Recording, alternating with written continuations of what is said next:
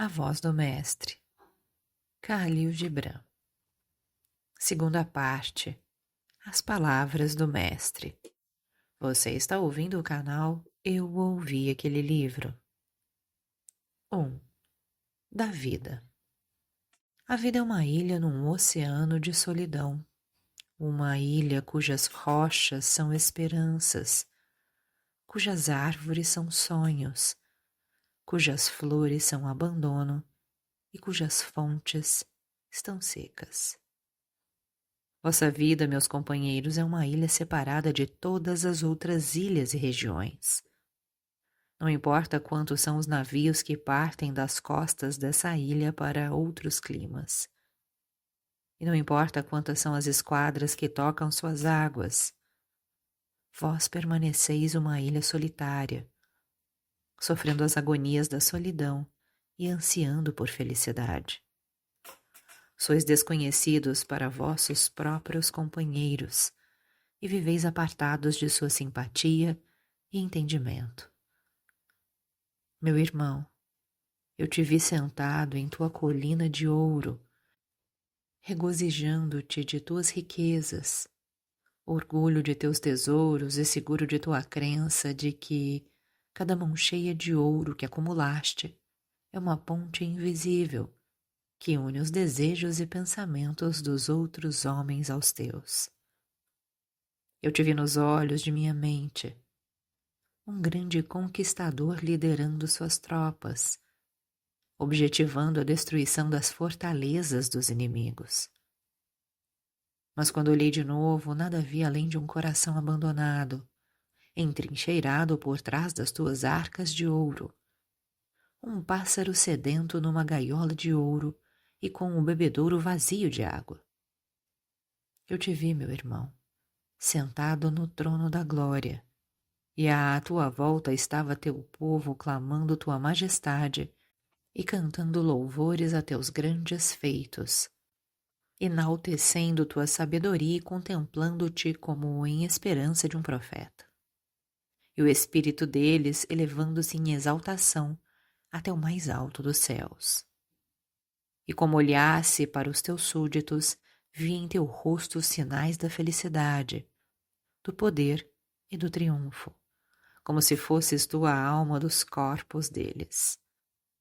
Mas quando olhei de novo, deparei com o abandono em que te sentias, de pé ao lado de teu trono, como exilado a estender as mãos em todas as direções, dirigindo-se a vultos invisíveis em súplica de misericórdia e simpatia, clamando por um abrigo, mesmo que nele nada houvesse a não ser calor e amizade.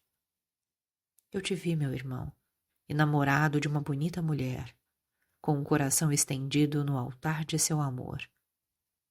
Quando vi que ela te olhava com ternura e meiguice, disse a mim mesmo: que tenha vida longa o amor que afastou para longe a solidão desse homem e juntou seu coração a outro. Quando olhei ainda uma vez, vi dentro de teu coração apaixonado um outro coração solitário, gritando em vão para revelar seus segredos a uma mulher. E por trás de tua alma cheia de amor, havia uma outra alma solitária, que é como uma nuvem errante, desejando em vão tornar-se em lágrimas nos olhos de sua amada.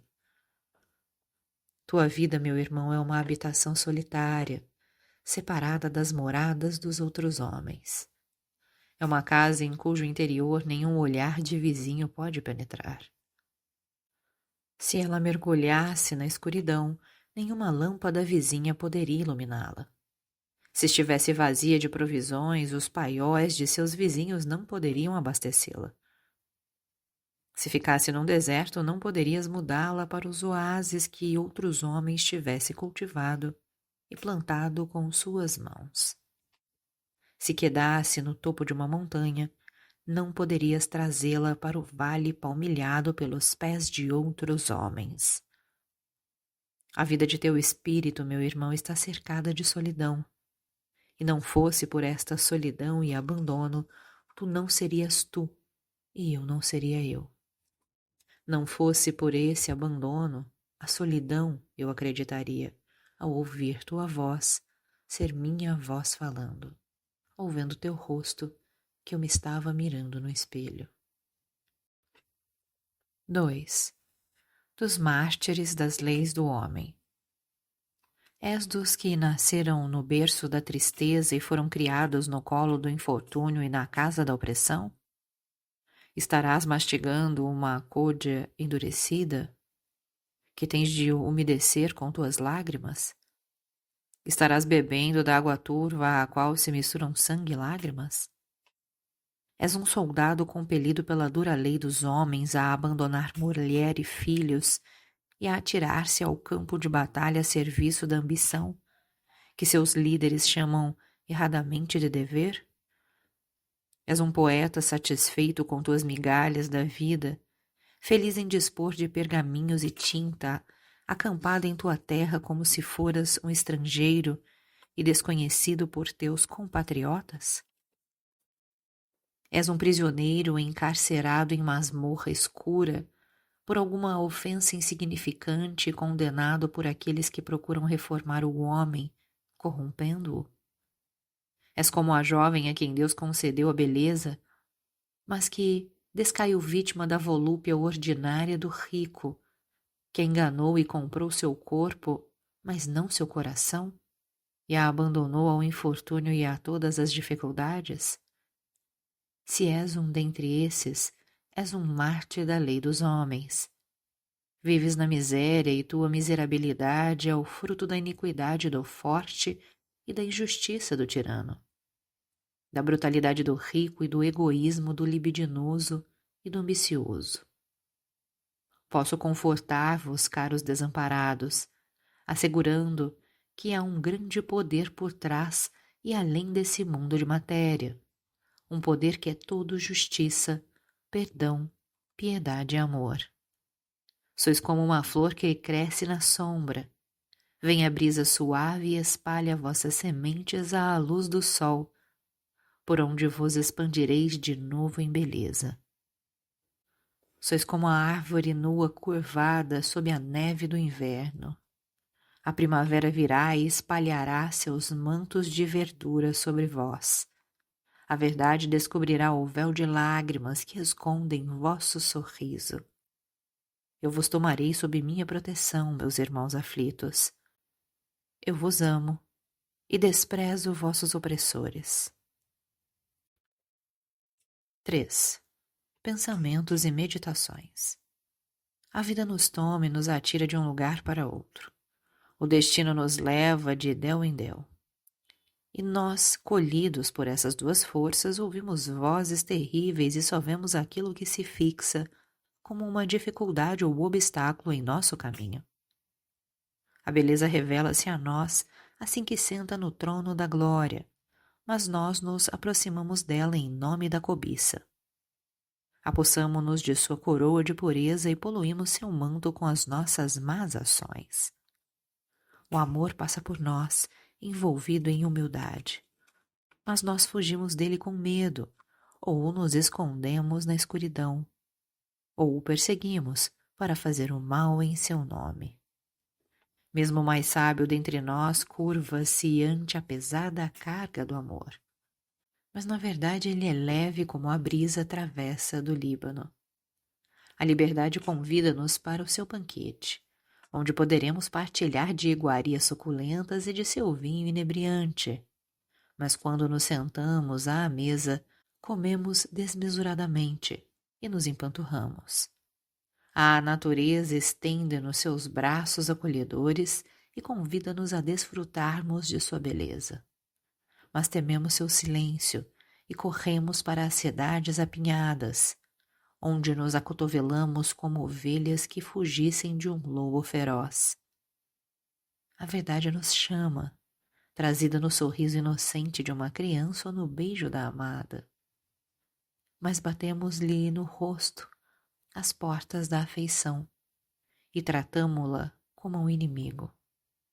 O coração humano clama por socorro.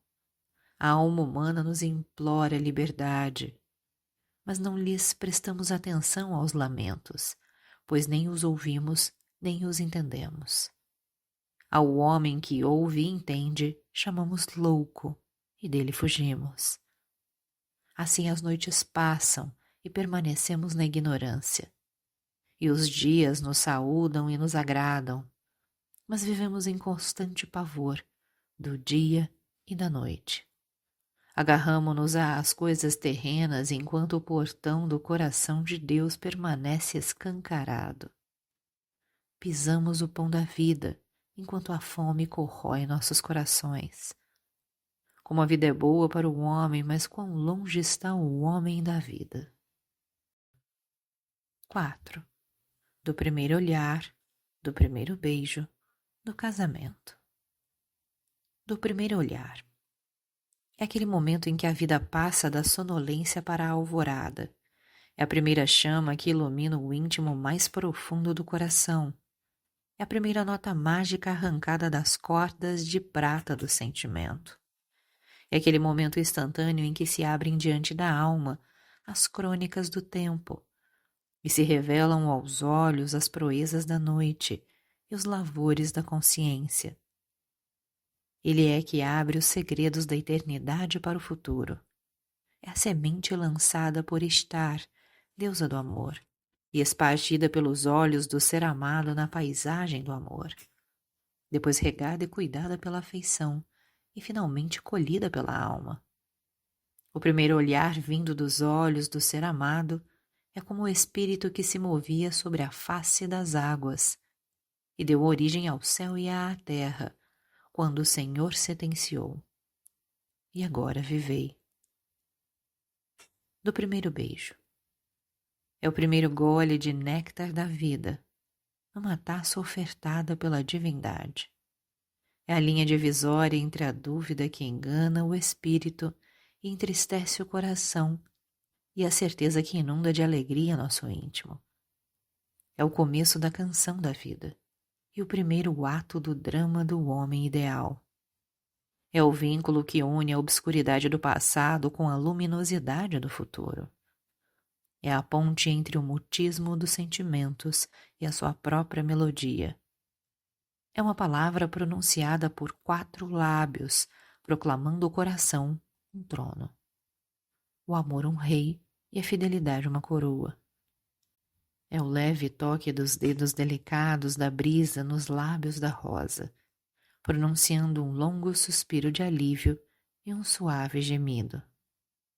É o começo daquela vibração mágica que transporta os amantes do mundo das coisas e dos seres para o mundo dos sonhos e das revelações. É a união de 2 flores perfumadas e a mistura de suas fragrâncias para a criação de uma terceira alma. Assim como o primeiro olhar é uma semente lançada pela divindade no campo do coração humano, assim o primeiro beijo é a primeira flor nascida na ponta dos ramos da árvore da vida. Do casamento. Aqui o amor começa a traduzir a prosa da vida em hinos e cânticos de louvor, com música que é preparada à noite para ser cantada durante o dia. Aqui a força do amor despe-se dos seus véus e ilumina todos os recessos do coração, criando uma felicidade que só é excedida pela da alma quando se encontra com Deus. O casamento é a união de 2 divindades para dar nascimento a uma terceira na terra. É a união de 2 almas num amor tão forte que possa abolir qualquer separação. É aquela superior unidade que funde as metades antes separadas de 2 espíritos. É o elo de ouro de uma cadeia cujo começo é um olhar e cujo fim é a eternidade. É a chuva pura que cai de um céu perfeito para frutificar e abençoar os campos da divina natureza. Assim como o primeiro olhar entre os que se amarão é como uma semente lançada no coração humano, e o primeiro beijo de seus lábios, uma flor nos ramos da árvore da vida. Também a união de 2 amorosos pelo casamento é como o primeiro fruto da primeira flor daquela semeadura. Você está ouvindo o canal Eu Ouvi Aquele Livro. 5. Da divindade do homem. Veio a primavera e a natureza começou a falar pelo murmúrio dos riachos e dos arroios e pelo sorriso das flores, e a alma do homem fez-se contente e feliz. Inesperadamente, porém, a natureza ergueu-se furiosa e lançou a destruição sobre a bela cidade. E o homem perdeu a lembrança do sorriso, da doçura e da amabilidade da natureza. Em uma hora, uma força cega e assustadora destruiu o que se levou gerações para construir. A morte terrível tomava o homem e os animais em suas garras e os esmagava. Fogos devastadores destruíram o homem e seus bens. Uma noite profunda e terrível escondia a beleza da vida sob uma mortalha de cinzas. Os elementos desencadeados devastaram e destruíram o homem, suas habitações e todo o seu trabalho material. Em meio a essa assustadora tormenta de destruição vinda das entranhas da terra, em meio a toda essa miséria e ruína, manteve-se de pé a pobre alma, contemplando tudo à distância, meditando melancolicamente sobre a fraqueza do homem e a onipotência de Deus. Ela meditava a respeito do inimigo do homem, escondido nas profundezas mais recônditas das camadas da terra e por entre os átomos do éter. Ela ouvia os gemidos das mães e das crianças famintas e partilhava de seu sofrimento. Ela ponderava sobre o poder selvagem dos elementos e a pequenez do homem. E se lembrava de que ainda ontem os filhos do homem dormiam a salvo em suas casas. Mas hoje eram fugitivos desabrigados, que choravam sua bela cidade ao contemplá-la à distância, e tinham suas esperanças transformadas em desespero, suas alegrias em tristeza e sua vida de paz em tormento de guerra. Ela sofreu diante dos corações destroçados, que foram colhidos pelas garras de aço do pesar, da dor e do desatino. Enquanto contemplava tudo, ponderando, sofrendo e até duvidando da justiça da lei divina, que domina tudo sobre as forças do mundo, a alma murmurou ao ouvido do silêncio. Por trás de toda essa criação está a sabedoria eterna, que às vezes traz ira e destruição, mas que trará também beleza indescritível. Pois fogo, trovão e tempestade são para a terra o que o ódio, a inveja e a maldade são para o coração humano. Enquanto a nação aflita enchia os céus de gemidos e lamentos, a memória trouxe-me à mente todas as advertências, calamidades e tragédias que foram encenadas no palco dos tempos. Vi o homem através da história, empinando torres altíssimas, erigindo palácios, cidades e templos sobre a face da terra. E vi a terra tomar-se de fúria contra tudo, e tudo arrastar para suas entranhas, engolfando o homem em suas profundezas. Vi homens fortes construindo castelos inexpugnáveis, e observei artistas embelezando suas paredes com pinturas. Então vi a terra abrir escancaradamente a boca e, de uma só vez, engolir tudo o que a mão hábil e a mente luminosa do gênio haviam talhado e criado. E aprendi que a terra é como uma bela noiva que não precisa das joias feitas pelo homem para realçar suas graças, pois lhe bastam a verdura de seus campos, as areias douradas de suas praias e as gemas preciosas de suas montanhas. Mas vi o homem em sua divindade, de pé, como um gigante em meio à ira e à destruição, zombando da cólera da terra e da fúria dos elementos. Como uma coluna de luz, o homem permaneceu de pé entre as ruínas de Babilônia, Nínive, Palmira e Pompeia. E de pé cantava a canção da imortalidade. Deixa que a terra leve aquilo que é dela, porque eu, homem, não terei fim. 6. Da razão e sabedoria.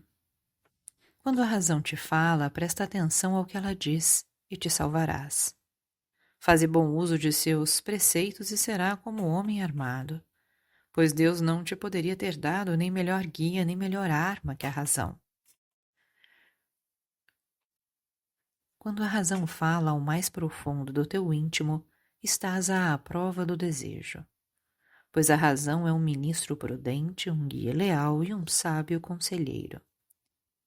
A razão é a luz na treva, assim como o ódio é a escuridão em meio à luz. Sê sábio, deixa que a razão e não o impulso seja teu guia. E considera que mesmo a razão estando a teu lado, ela estará em desamparo se não tiver a ajuda da sabedoria. Sem sua irmã de sangue, a sabedoria, a razão é como a pobreza desabrigada, e a sabedoria sem a razão é como uma casa desprotegida. O próprio amor, a justiça e a bondade valem bem pouco se a razão não os acompanhar. O homem instruído que não tem bom senso é como um soldado que se encaminha desarmado para a batalha. Sua insensatez envenenará sempre a fonte pura da vida de sua comunidade, e ele influirá como a pevide amarga num cântaro de água pura. A razão e a cultura são como corpo e alma. Sem o corpo, a alma nada será além de um vento vazio. Sem a alma, o corpo é apenas uma armadura insensível. A razão sem a cultura é como o solo árido ou como o corpo humano ao qual falta alimento. A razão não é como os produtos vendidos no mercado, que quanto mais abundantes, menos valor têm. Quanto mais razão, mais valiosa se torna. Mas se ela fosse vendida no mercado, só os homens de bom senso estimariam seu preço real. O tolo nada enxerga além da tolice, e o louco só a loucura. Ontem pedi a um tolo que contasse as coisas tolas que ocorriam à nossa volta. Ele riu e falou: Isto é muito difícil de ser feito e levaria muito tempo. Não seria melhor contar só as coisas certas? Sabe teu próprio valor e não perecerás. A razão é tua luz e teu farol para a verdade. A razão é a fonte da vida. Deus te deu sabedoria. Com a luz dela, não deves somente adorá-lo, mas também ver-te em tuas fraquezas e virtudes. Se não descobrires os argueiros de teus próprios olhos, também não verás os do teu vizinho. Dia por dia examina tua consciência e corrige tuas faltas. Se não cumprires com teus deveres, estarás sendo insincero para com a sabedoria e a razão que vivem dentro de ti. Vigia-te a ti mesmo como se fosses teu próprio inimigo, pois não podes aprender a te governar sem primeiro governares tuas próprias paixões e obedeceres aos ditames de tua consciência. Certa vez ouvi um homem culto dizer: todo o mal tem remédio, exceto a tolice. Repreender um tolo obstinado ou pregar para um parvo é como rabiscar sobre a água. Cristo curou os cegos, os coxos, os paralíticos e os leprosos, mas o tolo ele não pôde curar. Estuda uma questão sob todos os ângulos. Assim serás capaz de descobrir onde o erro se aninhou. Quando o portão de tua casa é amplo, toma cuidado para que a porta traseira não seja muito estreita. Aquele que tenta agarrar uma oportunidade depois de ela haver passado por ele, é exatamente como o outro que a vê aproximar-se e não parte ao seu encontro. Deus não trabalha mal. Ele nos dá razão e conhecimento de modo a que possamos estar sempre em guarda contra as armadilhas do erro e da destruição. Abençoados são aqueles a quem Deus conferiu o dom da razão. 7. Da música. Sentei-me ao pé daquela que meu coração ama e ouvi suas palavras. Minha alma começou a vaguear pelos espaços infinitos onde o universo aparecia como um sonho e o corpo como uma prisão acanhada. A voz encantadora de minha amada penetrou em meu coração. Isto é música, ó amigos, pois eu a ouvi através dos suspiros daquela que amo e pelas palavras balbuciadas por seus lábios. Com os olhos de meus ouvidos vi o coração de minha amada. Meus amigos, a música é a linguagem dos espíritos. Sua melodia é como uma brisa saltitante que faz nossas cordas estremecerem de amor. Quando os dedos suaves da música tocam à porta de nossos sentimentos, acordam lembranças que há muito jaziam escondidas nas profundezas do passado. Os acordes tristes da música trazem-nos dolorosas recordações, e seus acordes suaves nos trazem alegres lembranças. A sonoridade de suas cordas faz-nos chorar à partida de um ente querido, ou nos faz sorrir diante da paz que Deus nos concedeu. A alma da música nasce do espírito e sua mensagem brota do coração. Quando Deus criou o homem, deu-lhe a música como uma linguagem diferente de todas as outras. Mesmo em seu primarismo, o homem primitivo curvou-se à glória da música. Ela envolveu os corações dos reis e os elevou além de seus tronos. Nossas almas são como flores tenras à mercê dos ventos do destino. Elas tremulam à brisa matutina e curvam as cabeças sob o orvalho cadente do céu. A canção do pássaro desperta o homem de sua modorra e o convida a participar dos salmos de glória à sabedoria eterna, que criou a melodia de seus trinados. Tal música nos faz perguntar a nós mesmos o significado dos mistérios contidos nos velhos livros. Quando os pássaros cantam, estão chamando as flores nos campos, ou estão falando às árvores, ou apenas fazem eco ao murmúrio dos riachos? Pois o homem, mesmo com seus conhecimentos, não consegue saber o que canta o pássaro, nem o que murmura o riacho, nem o que sussurram as ondas quando tocam as praias, vagarosa e suavemente. Mesmo com sua percepção, o homem não pode entender o que diz a chuva quando cai sobre as folhas das árvores, ou quando bate devagarinho nos vidros das janelas. Ele não pode saber o que a brisa segreda às flores nos campos. Mas o coração do homem pode pressentir e entender o significado dessas melodias que tocam seus sentidos. A sabedoria eterna sempre lhe fala numa linguagem misteriosa. A alma e a natureza conversam entre si, enquanto o homem permanece mudo e confuso. Mas o homem já não chorou com esses sons? E suas lágrimas não são, porventura, uma eloquente demonstração? Divina música, filha da alma e do amor, cálice da amargura e do amor, sonho do coração humano, fruto da tristeza, flor da alegria, fragrância e desabrochar dos sentimentos, linguagem dos amorosos, confidente de segredos, mãe das lágrimas do amor oculto, inspiradora de poetas, de compositores e dos grandes realizadores. Unidade de pensamento dentro dos fragmentos das palavras. Criadora do amor que se origina da beleza. Vinho do coração que exulta num mundo de sonhos.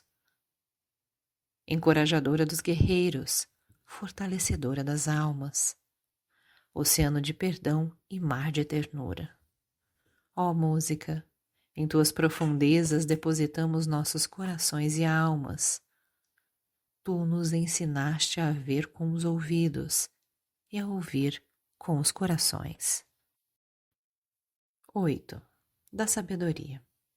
O sábio é aquele que ama e reverencia a Deus. O mérito de um homem repousa em sua sabedoria e em suas ações, e não em sua cor, fé, raça ou ascendência.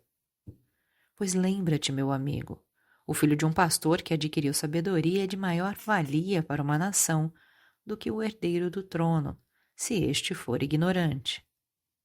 O saber é o teu verdadeiro título de nobreza, não importa quem seja teu pai ou a que raça pertenças.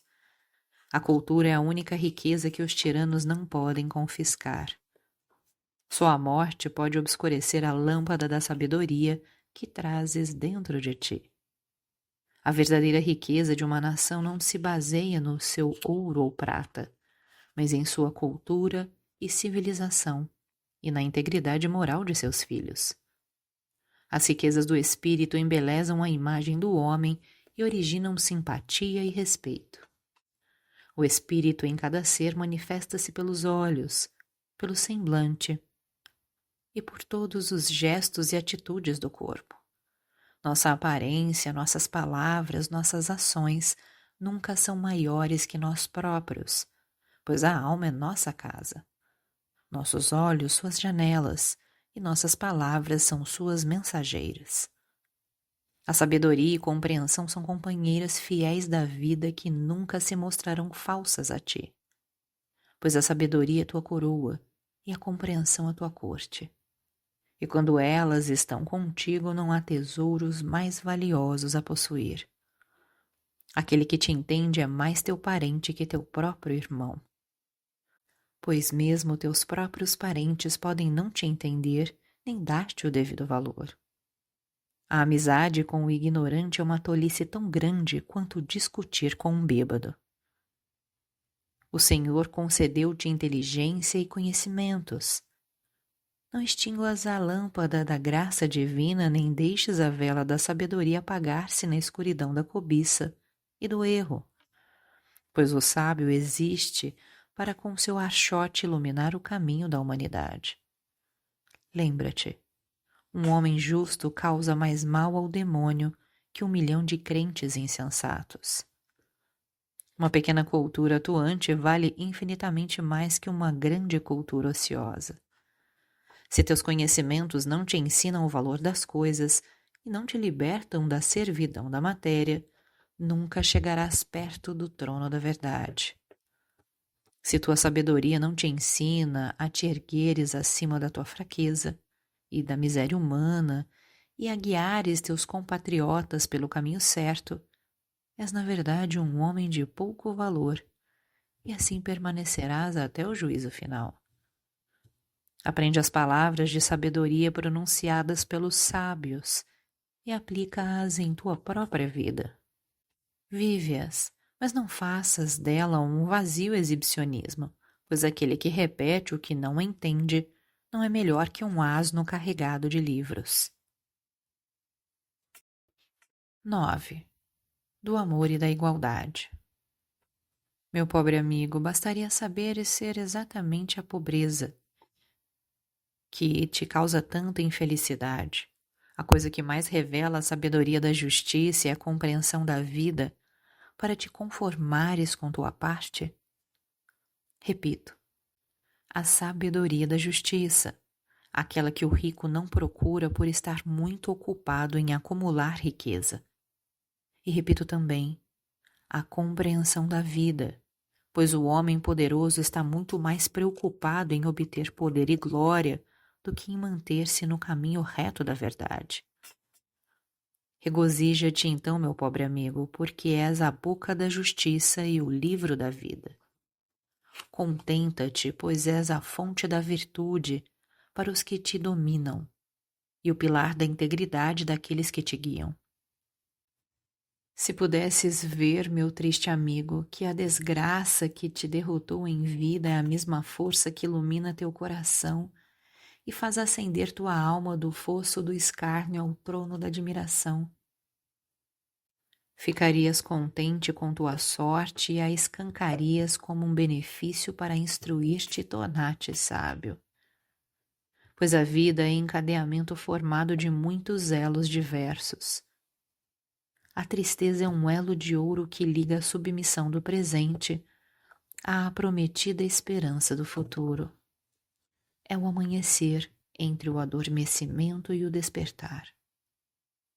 Meu pobre amigo, A pobreza entremostra a nobreza do espírito, enquanto a riqueza exige tua maldade.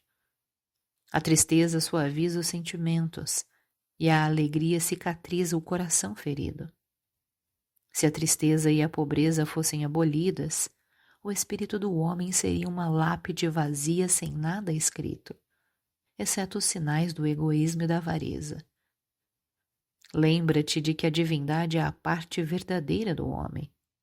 Não pode ser vendida a peso de ouro, nem pode ser empilhada com o são das riquezas do mundo de hoje. O rico atirou fora sua divindade e apegou-se ao seu ouro. E os jovens de hoje esqueceram-se de seu Deus e buscam autoabsolvição e prazer. Meu querido pobre, o tempo que passas com tua esposa e teus filhos quando voltas do campo para casa é o instante sagrado para todas as famílias humanas que estão por vir. É o símbolo da felicidade que será o quinhão de todas as gerações vindouras. Mas a vida que o rico, o malbarata empilhando ouro é, na verdade, como a vida dos vermes nas tumbas. É um sinal de medo. As lágrimas que derramas, meu triste amigo, têm mais pureza que a gargalhada daquele que procura esquecer e contém uma doçura que não há na ironia do sardônico. Essas lágrimas limpam o coração da morbidez do ódio e ensinam o homem a participar da dor dos desconsolados. Elas são as lágrimas do Nazareno. A solidez que semeares para o rico será recompensada em tempos vindouros, pois todas as coisas retornam à sua fonte, de acordo com a lei da natureza. E a tristeza que nasceu em ti tornar-se-á em alegria pela vontade do céu. E as gerações vindouras aprenderão da tristeza e da pobreza uma lição de amor e igualdade. Você está ouvindo o canal Eu Ouvi Aquele Livro. 10. Palavras legadas pelo Mestre. Estive aqui desde o começo e aqui ficarei até o último dos dias, pois minha existência não terá fim. A alma humana não é senão parte da tocha incandescente que Deus separou de si mesmo na criação. Meus irmãos, procurai aconselhar-vos uns aos outros, pois esse é o caminho para evitar o erro e o arrependimento fútil. O bom senso de todos é o vosso escudo contra a tirania. Pois quando nos acercamos de outra pessoa para pedir conselhos, diminuímos o número dos nossos inimigos. Aquele que não pede conselho é um tolo. Sua tolice o cega para a verdade e o torna nocivo, teimoso e um perigo para seus concidadãos. Depois de analisares a fundo um problema, enfrenta-o com resolução, pois este é o caminho dos fortes. Procura o conselho dos mais velhos, pois seus olhos contemplaram as faces dos anos e seus ouvidos escutaram as vozes da vida. Mesmo que seus conselhos te sejam desagradáveis, presta atenção a eles. Não esperes bom conselho de um tirano ou de um malfeitor, ou de um homem presunçoso ou de um desertor da honra. Ai daquele que confabula com o malfeitor que lhe vai pedir conselho, pois concordar com o malfeitor é infâmia, e dar ouvidos ao que é falso é ignomínia. A menos que eu seja dotado de vasta cultura, de julgamento inteligente e grande experiência, não posso considerar-me um conselheiro dos homens. Modera a tua sofreguidão, e não sejas indolente quando a oportunidade te acenar. Assim evitarás grandes erros. Meu amigo, não sejas como aquele que se senta perto do fogo contemplando a chama apagar-se e põe-se depois a soprar inutilmente sobre as cinzas mortas. Não desistas da esperança, nem te entregues ao desespero por causa daquilo que passou, pois remediar o irreparável é a pior das fragilidades humanas. Ontem arrependi-me de minha ação, e hoje compreendo meu erro, e o Satanás que trazia dentro de mim quando quebrei meu arco e destruí minha aljava. Eu te amo, meu irmão, quem quer que sejas. Se praticas o culto em tua igreja, ajoelhas-te em teu templo ou rezas em tua mesquita. Tu e eu somos todos filhos de uma mesma fé, porque os diversos caminhos da religião são dedos da mão amorosa de um ser supremo, uma mão estendida para todos, oferecendo perfeição de espírito a todos, ansiosa por acolher a todos. Deus te deu um espírito com asas com que voar alto no esperançoso firmamento do amor e da liberdade. Não é, pois, lamentável que tu cortes tuas asas com tuas próprias mãos e admitas que tua alma rasteje como um inseto sobre a terra? Minha alma, viver é como o pássaro da noite. Quanto mais rápido o seu voo, mais próxima está a aurora. 11. O ouvinte. Ó vento, tu que passas por nós, ora cantando docemente e levemente, ora suspirando e lamentando-te. Nós te ouvimos, mas não te vemos. Sentimos teu toque, mas não podemos descrever tua imagem. És como um oceano que engolfa nossos espíritos, mas não nos afoga. Tu sobes com as montanhas e desces com os vales, espargindo-te pelos campos e prados. Há vigor em tua ascensão e suavidade em tua descida, e graciosidade em tua dispersão. Tu és como um rei misericordioso, gentil com os oprimidos, mas severo com os fortes e os arrogantes. No outono gemes através dos vales e as árvores ecoam teu lamento. No inverno quebra tuas correntes e toda a natureza se rebela contigo. Na primavera moves-te na tua sonolência, ainda fraco e indeciso, e através de tua tímida agitação os campos começam a acordar. No verão escondes-te sob o véu do silêncio, como se tivesse morrido, perfurado pelas setas do sol e pelos dardos do calor. Nos dias do último outono, estavas te lamentando ou apenas rias do rubor das árvores nuas? Estiveste zangado no inverno ou dançastes em torno do túmulo da noite, recoberto de neve? Estavas por fim amoroso na primavera, ou lamentavas a perda de tua amada, a juventude de todas as estações? Estavas porventura morto naqueles dias de verão, ou apenas adormeceste no coração dos frutos, nos olhos dos vinhedos ou nos ouvidos dos trigais, sobre os solos recobertos? Das tuas cidades tu levantas e carregas os germes das pragas, e das montanhas carreias a respiração perfumada das flores. Assim a grande alma detém a tristeza da vida e silenciosamente encontra suas alegrias. Nos ouvidos da rosa tu murmuras um segredo cujo significado ela entende. Às vezes ela está conturbada, então se alegra. Esta é a maneira de Deus lidar com a alma do homem. Ora te demoras, ora te apressas aqui e ali, movendo-te incessantemente.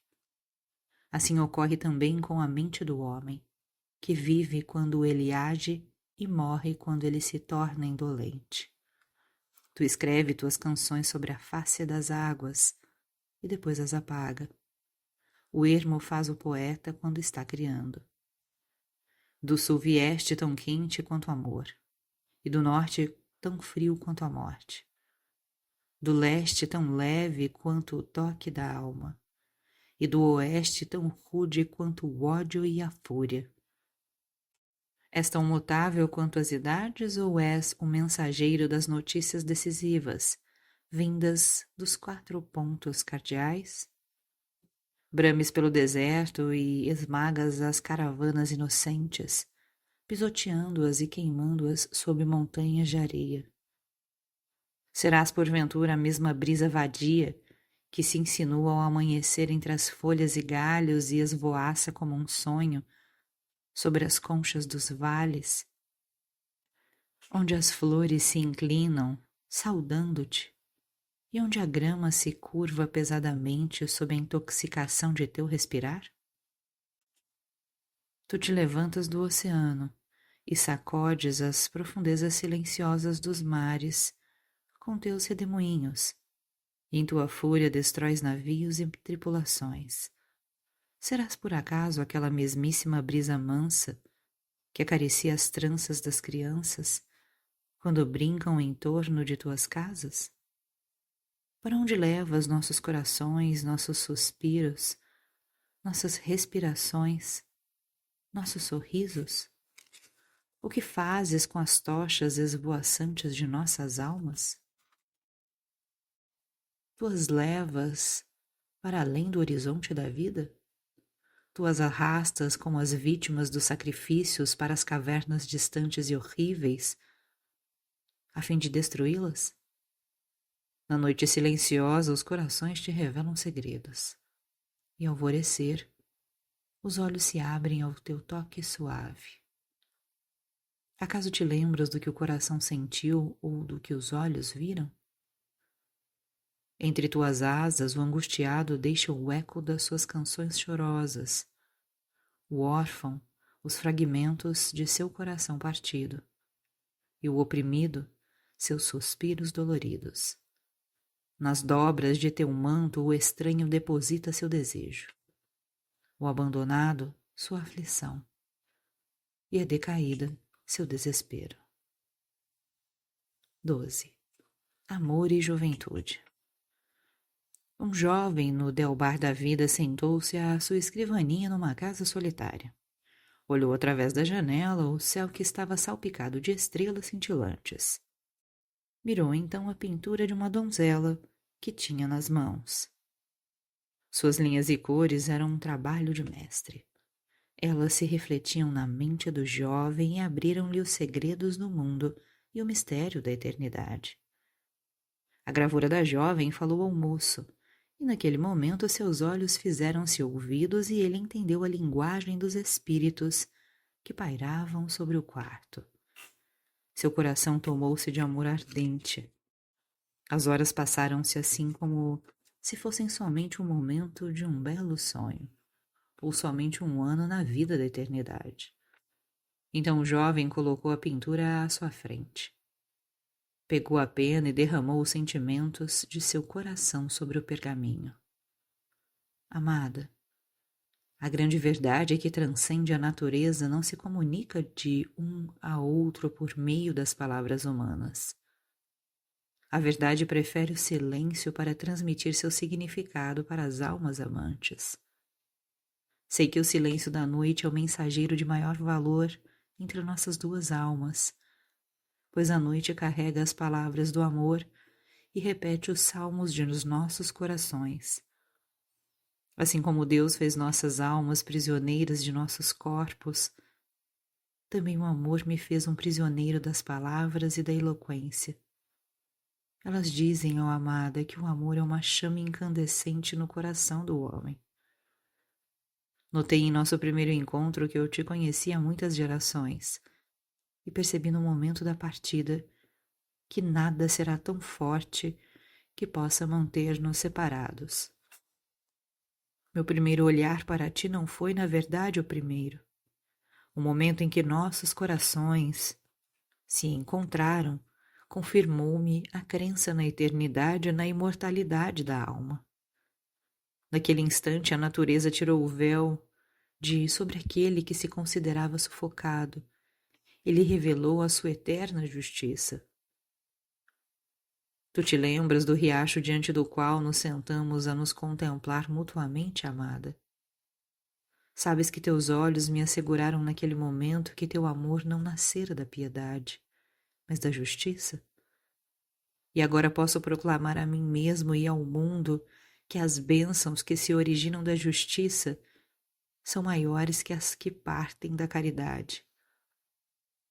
E posso dizer também que o amor, que é filho do acaso, é como as águas estagnadas dos pântanos. Amada, diante de mim estende-se uma vida que poderei moldar em grandiosidade e beleza. Uma vida que começa com o nosso primeiro encontro e que durará até a eternidade. Pois sei que está dentro de ti conceder-me o poder que Deus me destinou, para ser transformado em grandes palavras e grandes feitos, tal como o sol que traz para a vida as flores perfumadas do campo. E assim, meu amor por ti durará para sempre.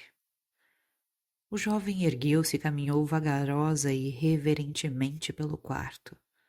Olhou pela janela e viu que a lua já se levantara além das colinas e inundava a imensidão do céu com seu brilho suave. Então, voltou à escrivaninha e finalizou. Perdoa-me, minha amada, por falar-te na segunda pessoa, pois tu és a minha outra metade, a bela, da qual eu senti a falta desde que surgi da mão sagrada de Deus. Perdoa, minha amada. 13. A sabedoria e eu. No silêncio da noite, a sabedoria entrou no meu quarto e pôs-se de pé frente à minha cama. Ela me olhou como uma mãe amorosa, enxugou-me as lágrimas e disse: Ouvi os lamentos de tua alma, vim aqui confortar-te. Abre-me teu coração e eu o encherei de luz. Pergunta e eu te indicarei o caminho da verdade. Aqueci à sua ordem e indaguei. Quem sou eu, sabedoria, e como vim parar neste lugar de horrores? O que são estas poderosas esperanças, estas montanhas de livros e estas figuras estranhas? O que significam estes pensamentos que vão e vêm como revoadas de pombos? O que significam estas palavras que compusemos com desejo e escrevemos com alegria? O que significam estas conclusões tristes e alegres que abraçam minha alma e envolvem meu coração? Que olhos são estes que se fixam em mim e penetram no mais íntimo recôndito de minha alma e mesmo assim desdenham da minha dor? O que significam estas vozes que lamentam o esvanecer de meus dias e cantam louvores à minha infância? Quem é este jovem que zomba de minhas vontades e escarnece de meus sentimentos, esquecendo os fatos do ontem, contentando-se com a pequenez do hoje e prevenindo-se contra a vagarosa aproximação do amanhã? O que significa este mundo medonho que me agita e para que terra desconhecida me arrasta? O que significa esta terra que escancara suas mandíbulas para engolir nossos corpos e prepara uma cova perpétua para a avareza? Quem é este homem que se contenta com os azares da fortuna e anseia por um beijo dos lábios da vida enquanto a morte lhe bate na face? Quem é este homem que compra um momento de prazer por um ano de arrependimento e se põe a dormir enquanto os sonhos o chamam? Quem é este homem que nada nas ondas da ignorância em direção ao golfo da escuridão? Dize-me, sabedoria, o que significam todas estas coisas? A sabedoria descerrou os lábios e falou. Tu, homem, desejarias ver o mundo com os olhos de Deus e quererias penetrar nos segredos do porvir através do pensamento humano. Tal é o fruto da ignorância. Vai ao campo e vê como as abelhas voam sobre as flores doces e como as águias se arremetem sobre sua presa. Vai à casa de teu vizinho e vê como a criança se encanta com a luz do fogo, enquanto a mãe está ocupada com seus afazeres. Sê como abelha e não desperdices teus dias de primavera a olhar os feitos das águias. Sê como a criança que se alegra com a luz do fogo e não incomoda sua mãe. Tudo o que viste era e ainda é teu. Os muitos livros e as estranhas figuras e os adoráveis pensamentos que te rodeiam são fantasmas dos espíritos que existiram antes de ti. As palavras que teus lábios pronunciam são elos da corrente que te une a teus semelhantes. As conclusões tristes e alegres são as sementes espargidas pelo passado no campo de tua alma, para serem colhidas pelo futuro. O jovem que zomba de tuas vontades é aquele que abrirá a porta de teu coração para que a luz entre. A terra que escancara a boca para engolir o homem e suas coisas é a libertadora de nossas almas da escravidão de nossos corpos. O mundo que se move contigo é teu coração, que é o próprio mundo. E o homem que supões tão pequeno e ignorante é o mensageiro de Deus, que veio aprender a alegria da vida através da tristeza e extrair a sabedoria da ignorância. Assim falou a sabedoria. Depois pousou a mão sobre a minha testa ardente, afirmando: prossegue, não te detenhas. Seguir adiante é mover-se em direção à perfeição. Prossegue e não temas os espinhos ou as pedras pontiagudas do caminho da vida. Você está ouvindo o canal Eu Ouvi Aquele Livro. 14. As duas cidades. A vida tomou-me em suas asas e levou-me até o topo da colina da juventude. Então fez um aceno apontando para trás. Voltei o olhar e vi uma cidade estranha, da qual se levantava uma fumaça escura de muitos matizes, movendo-se vagarosamente como fantasmas. Uma nuvem fina quase escondia de minha vista a cidade. Depois de um momento de silêncio, indaguei: que significa isto que vejo, ó vida? E a vida respondeu: esta é a cidade do passado. Olhe para ela e medita. Contemplei a cena maravilhosa e vi muitos objetos e aspectos. Salões construídos para qualquer utilização, estendidos desmesuradamente sob as asas da sonolência. Templos para a conversão em torno dos quais pairavam espíritos a um só tempo, chorando de desespero e cantando canções de esperança. Vi igrejas construídas pela fé e destruídas pela dúvida. Avistei os minaretes do pensamento, que levantavam seus ápices como braços erguidos de mendigos. Vi as avenidas do desejo, estendendo-se como rios através dos vales. Vi paióis de segredos guardados por sentinelas da confidência e pilhados pelos ladrões da infidelidade. E torreões de força erguidos pelo valor e demolidos pelo medo. Relíquias de sonhos, embelezadas pelo adormecimento e destruídas pelo despertar. E frágeis cabanas habitadas pela fraqueza, mesquitas de solidão e renúncia. Instituições de saber iluminadas pela inteligência e obscurecidas pela ignorância. Tavernas de amor onde os amantes se embebedavam e a inutilidade zombava deles. Teatros em cujos tablados a vida representava sua peça e a morte rondava as tragédias da vida. Esta é a cidade do passado, aparentemente muito distante, embora na verdade bem próxima, visível embora tenuemente através das nuvens espessas. Então a vida acenou-me ordenando: segue-me. Demoramo-nos demais aqui. Apenas repliquei: aonde estamos indo, vida? E a vida: à cidade do futuro. Só então retruquei: tem pena de mim, vida. Sinto-me cansado, tenho os pés doloridos e as forças me abandonaram. Mas a vida replicou: avante, meu amigo, parar é covardia. Permanecer para sempre olhando para a cidade do passado é tolice. Vê, a cidade do futuro está acenando. 15. O homem e a natureza. Ao romper do dia, sentei-me na campina, travando conversa com a natureza enquanto o homem ainda descansava sossegadamente nas dobras da sonolência. Deitei-me na relva verde e pus-me a meditar sobre estas perguntas. Será a beleza verdade? Será a verdade beleza? E em meus pensamentos vi-me levado para longe da humanidade. Minha indignação descerrou o véu de matéria que escondia meu íntimo. Minha alma expandiu-se e senti-me jungido à natureza e aos seus segredos. Meus ouvidos puseram-se atentos à linguagem de suas maravilhas. Assim que me sentei e me entreguei profundamente à meditação, senti uma brisa perpassando através dos galhos das árvores e percebi um suspiro como de um órfão perdido. Por que te lamentas, brisa amorosa? Perguntei. E a brisa respondeu.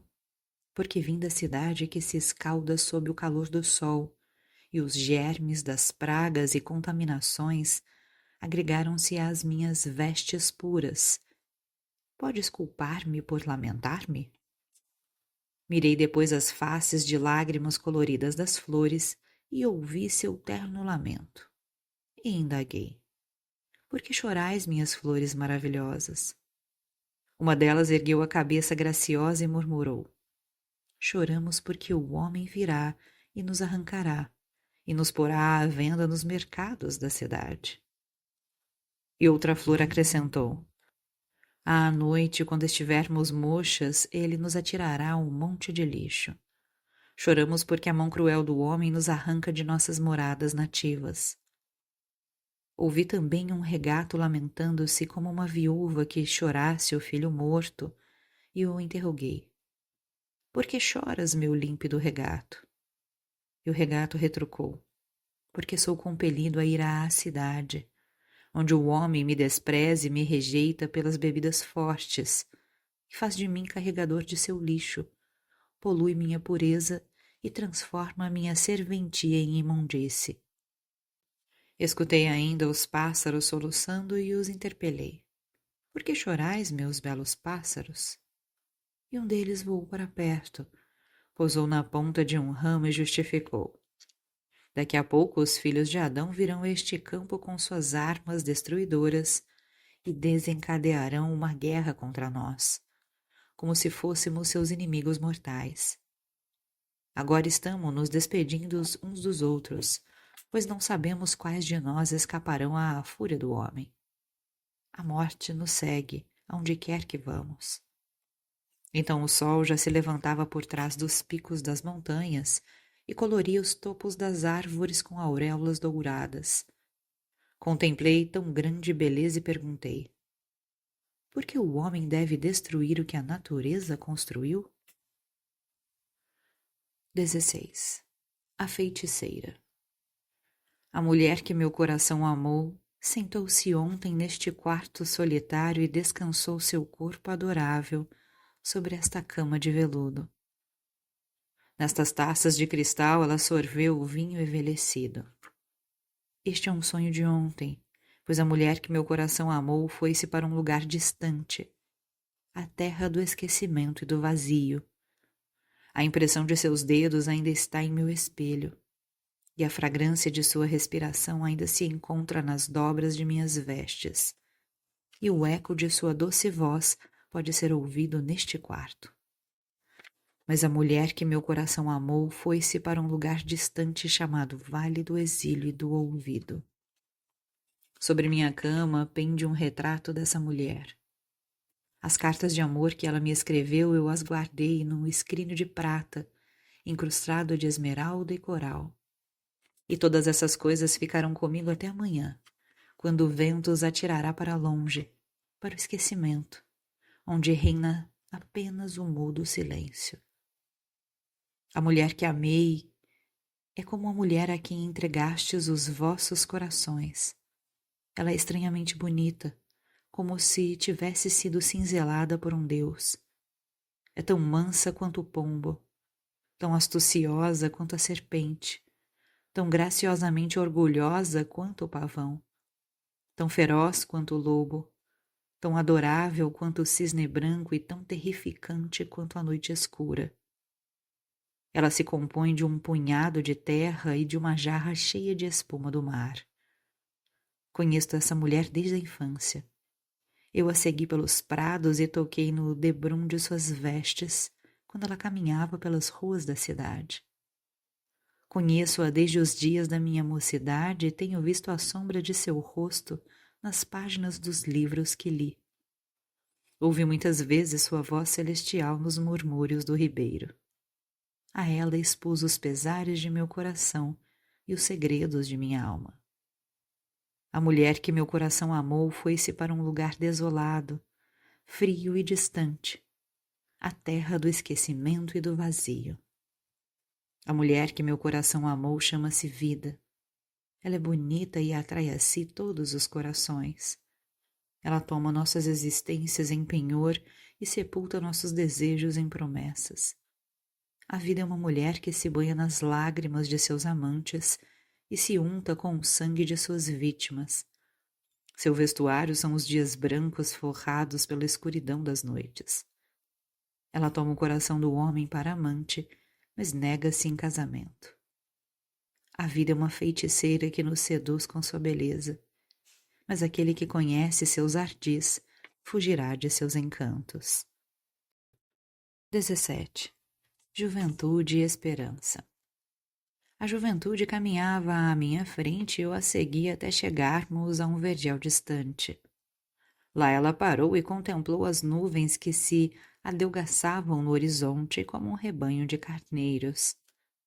Então olhou para as árvores cujos galhos nos apontavam para o firmamento, como que pedindo ao céu pela volta de sua folhagem. E eu perguntei: onde estamos agora, juventude? Ela respondeu: estamos no campo da confusão, toma cuidado. Observei-lhe então: vamos voltar depressa, pois este lugar desolado me aflige, e o suspiro das nuvens e as árvores nuas entristecem meu coração. A juventude replicou: sê paciente. A perplexidade é o começo da sabedoria. Olhei em torno e, como visse uma forma movendo-se graciosamente em nossa direção, indaguei: quem é esta mulher? A juventude informou: esta é Melpomene, a filha de Zeus e musa da tragédia.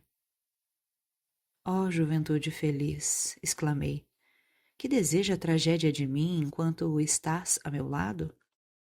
E ela respondeu: ela veio para mostrar-te a terra e suas tristezas, pois aquele que nunca viu a tristeza nunca reconhecerá a alegria. O espírito pousou a mão sobre meus ombros.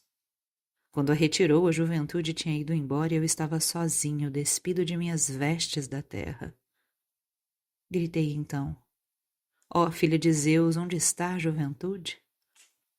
Melpomene não respondeu, mas tomou-me sob suas asas e carregou-me para o cume de alta montanha. Abaixo de mim vi a terra e tudo o que ela contém, estendidos como páginas de um livro, sobre as quais estivessem escritos todos os segredos do universo. Fiquei de pé, temeroso, ao lado da Virgem, ponderando sobre os mistérios do homem, e esforçava-me por interpretar os símbolos da vida. Vi então coisas espantosas, os anjos da felicidade guerreando com os demônios da miséria, e de pé entre eles estava o homem, puxado de um lado pela esperança e de outro pelo desespero. Vi o amor e o ódio divertindo-se com o coração humano. O amor relevava a culpa do homem e o adulava com o vinho da submissão, do orgulho e da lisonja, enquanto o ódio o espicaçava e lhe cerrava os ouvidos e cerrava os olhos para a verdade. Observei a cidade acocorando-se como uma criança de suas favelas e servindo-se da vestimenta do filho de Adão. Aonde vi campinas maravilhosas que choravam por causa da tristeza do homem. Surpreendi sacerdotes enfurecidos como raposas astuciosas e falsos messias planejando e conspirando contra a felicidade do homem. Vi o homem clamando à sabedoria por libertação, mas a sabedoria não deu ouvidos a seus reclamos, pois ele a desdenhara quando ela tentou falar-lhe pelas ruas da cidade. Vi pregadores voltados para os céus em adoração, enquanto seus corações estavam mergulhados nos abismos da avareza. Vi um jovem obter o coração de uma virgem com um falar suave, mas os verdadeiros sentimentos de ambos estavam adormecidos, e eles se achavam muito aquém da divindade. Vi os legisladores tagarelando indolentemente, vendendo suas mercadorias nos mercados da fraude e da hipocrisia.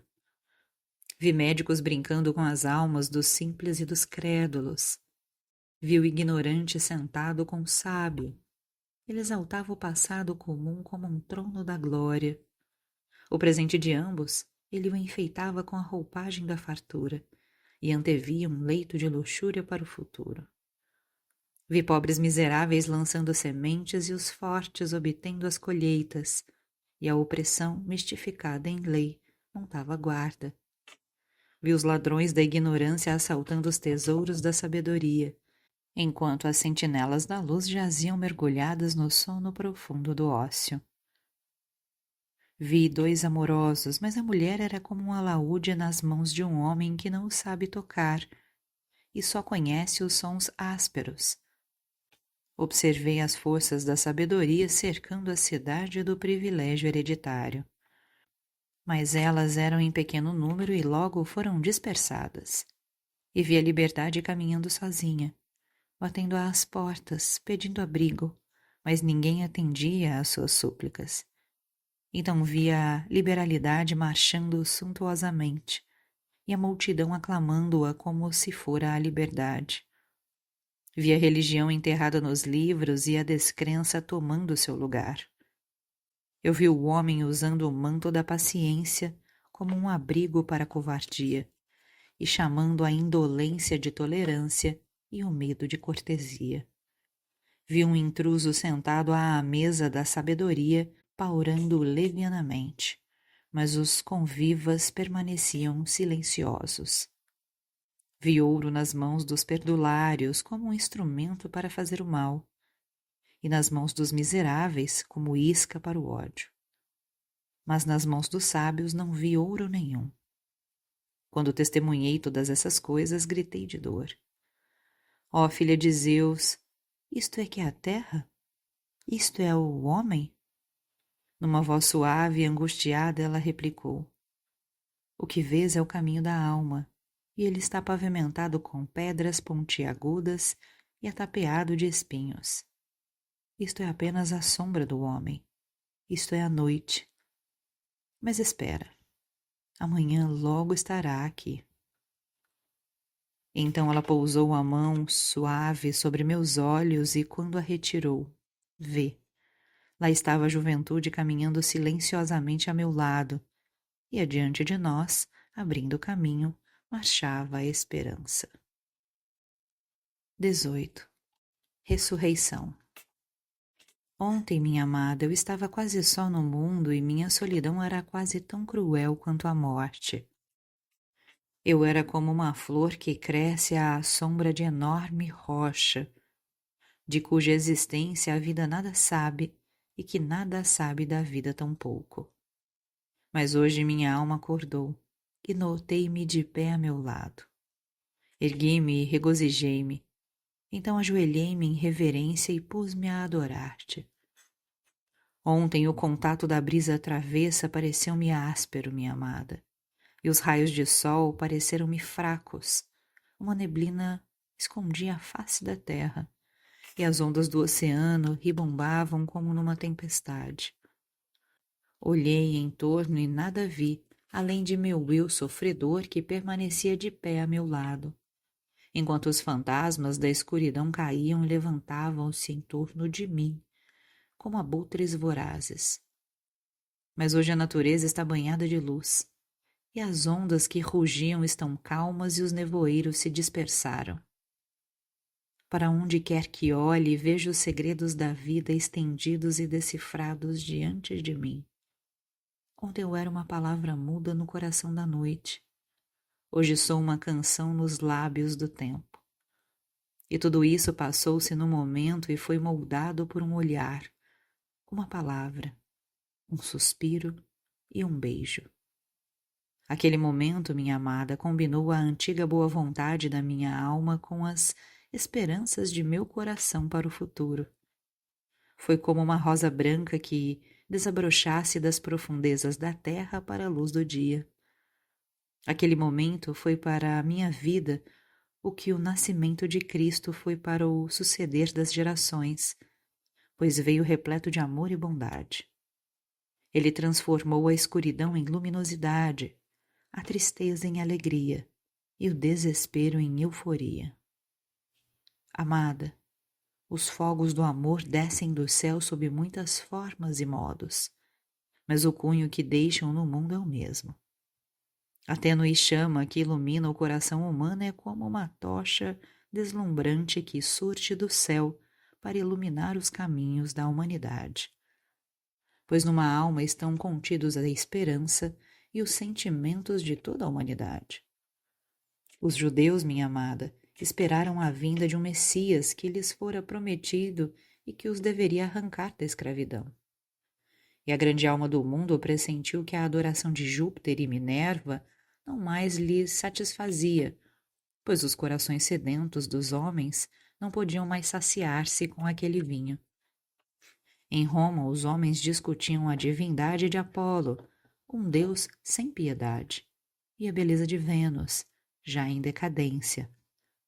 Pois no fundo de seus corações, embora não o soubessem, essas nações viviam famintas e sedentas por esse supremo ensinamento que transcenderia qualquer outro que pudesse ser encontrado sobre a terra.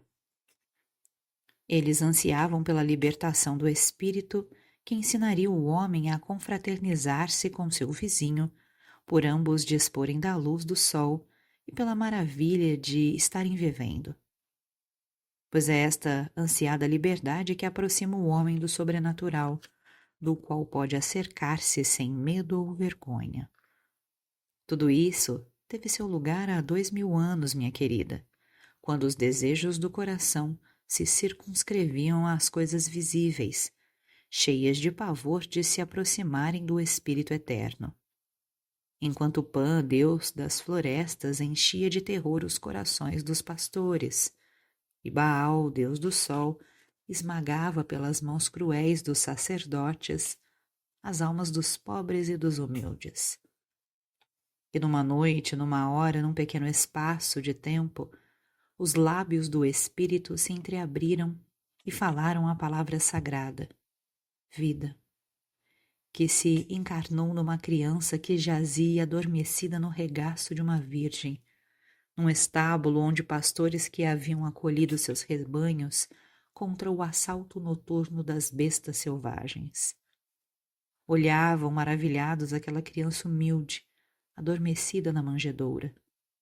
O menino Deus, envolto nas vestes paupérrimas de sua mãe, sentou-se sobre um trono de corações aflitos e almas famintas, e com sua humildade arrancou o cetro do poder das mãos de Júpiter e o deu ao pobre pastor que vigiava seu rebanho. E de Minerva ele tomou a sabedoria e depositou-a no coração de um pobre pescador que remendava sua rede. De Apolo ele extraiu a alegria através de suas próprias tristezas e concedeu-as aos desgraçados mendigos da beira da estrada. De Vênus tomou a beleza e derramou-a sobre a alma das decaídas, que tremiam diante de seu cruel opressor. Ele destronou Baal e colocou em seu lugar o humilde lavrador que semeava e cultivava o solo com o suor de seu rosto. Amada, não estava minha alma ontem como que dentro das tribos de Israel? Não esperei no silêncio da noite a vinda de meu Salvador para libertar-me da escravidão e dos demônios do tempo? Não senti a mesma grande sede e fome do espírito que aquelas nações do passado? Não andei pelas estradas da vida como uma criança perdida numa região deserta, e minha vida não era como uma semente atirada num carrascal, onde nenhum pássaro a procuraria, nem os elementos a romperiam e a trariam para a vida? Tudo isso passou-se ontem, minha amada, quando os meus sonhos se escondiam na escuridão e temiam a aproximação do dia. Tudo isso se passou quando a tristeza dilacerou meu coração e a esperança esforçou-se por recompô-lo. Em uma noite, numa hora, num pequeno espaço de tempo, o Espírito desceu do centro do círculo da luz divina e olhou para mim com os olhos do teu coração. Daquele olhar nasceu o amor, e ele encontrou guarida em meu coração. Esse grande amor envolto nas vestes de meus sentimentos transformou a tristeza em alegria e o desespero em contentamento, a solidão em paraíso. O amor, o grande rei, devolveu à vida meu ser morto, trouxe de volta a luz a meus olhos cegos de lágrimas, ergueu-me da fossa abissal do desespero ao reino celeste da esperança. Porque todos os meus dias eram como noites, minha amada. Mas veja, amanhã sobreveio. Já o sol irá erguer-se, pois o respirar do menino Jesus encheu o firmamento e misturou-se ao éter. A vida outrora de infortúnio está agora inundada de alegria. É que os braços do menino me enlaçam e abraçam minha alma. Fim. Você está ouvindo o canal Eu Ouvi Aquele Livro. Siga-nos no Instagram.